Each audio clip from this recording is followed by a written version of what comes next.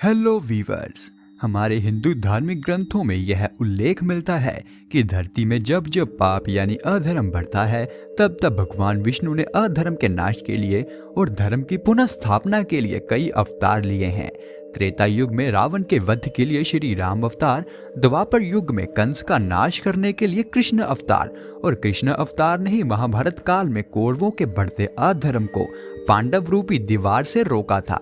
मतलब यह है कि वह श्री कृष्ण ही थे जिन्होंने पांडवों की मदद कर कौरवों का नाश किया था ताकि धरती पर से अधर्म समाप्त हो जाए और धर्म की पुनः स्थापना हो। और ऐसे ही एक राक्षस हिरण्यकश्यप का विनाश करने के लिए भगवान विष्णु ने नरसिंह अवतार लिया था, जिसमें उन्होंने हिरण्यकश्यप का नाश कर प्रहलाद को बचाया था। यह बात तो आप सभी जानते होंगे, पर क्या आप जानते हैं कि हिरण्यकश्यप का नाश करने के बाद नरसिंह अवतार का क्या हुआ, उन्हें मुक्ति कैसे मिली? अगर आप यह सब नहीं जानते तो इस वीडियो के साथ बने रहें।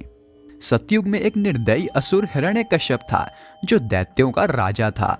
कठिन तपस्या से उसने ब्रह्मा जी से वरदान प्राप्त किया था कि ना उसे कोई मनुष्य मार सकता है, ना ही कोई पशु, ना ही धरती में मर सकता है, ना ही आसमान में, ना ही उसे दिन में मारा जा सकता है, ना ही उसे रात में, ना ही उसे कोई बीमारी मार सकती है और ना ही अस्त्र शस्त्र, और अंत में ना ही उसे घर के अंदर मारा जा सकता है और ना ही घर के बाहर।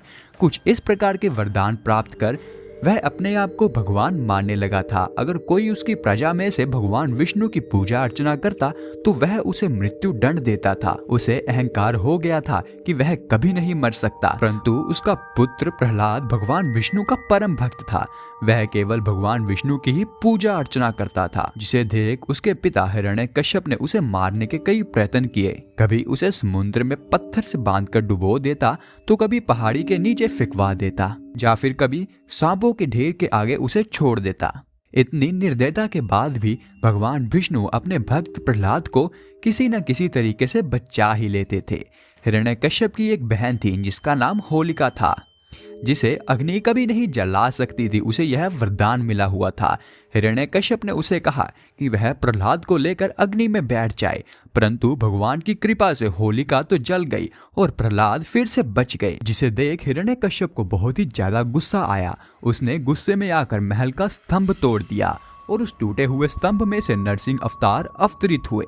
नरसिंह अवतार ने हिरण्यकश्यप को घर की चौखट पर ले जाकर शाम के समय अपनी जांघों के बीच लटाकर अपने नाखून से उसका वध कर दिया। नरसिंह अवतार ना ही पूरी तरह से मानव थे और ना ही जानवर। उनका शरीर मानव का था और सिर शेर का। इस प्रकार वरदान की सभी शर्तें भी बनी रही और हिरण्यकश्यप का नाश भी हुआ। परंतु हिरण्यकश्यप के नाश के बाद भी नरसिंह जी का गुस्सा शांत नहीं हुआ। उनके गुस्से की गर्जना से संपूर्ण ब्रह्मांड कांप उठा। इस स्थिति में सभी देवों ने शिव जी से प्रार्थना की कि वह नरसिंह जी का गुस्सा शांत करें। तो इस उपलक्ष्य में शिव जी ने वीरभद्र अवतार को नरसिंह जी का गुस्सा शांत करने के लिए भेजा, परंतु वीरभद्र भी नरसिंह जी का गुस्सा शांत नहीं कर सके और अंत में भगवान विष्णु ने सर्वेश्वर अवतार लिया। भगवान शिव के इस अवतार को शरभ अवतार भी कहा जाता है, जिसमें मनुष्य, पक्षी और शेर का समावेश था। भगवान शिव का यह शरभ अवतार बहुत ही ज्यादा शक्तिशाली था, जिसके सामने नरसिंह जी की शक्तियां कम पड़ गई और वह सोच में पड़ गए कि भगवान ने सिर्फ उनका गुस्सा शांत करने के लिए ही यह अवतार लिया है। तब उन्होंने अपना गुस्सा शांत किया और विष्णु जी में विलीन हो गए। तो दोस्तों, इस प्रकार से भगवान शिव ने नरसिंह जी का गुस्सा शांत किया। दोस्तों, यह था आज का वीडियो। अगर आपको वीडियो पसंद आया है तो वीडियो को लाइक करें और अगर नहीं पसंद आया तो डिसलाइक करें। तो मैं मिलूंगा आपको अगली ऐसी ही किसी और वीडियो में। तब तक के लिए जय श्री कृष्णा।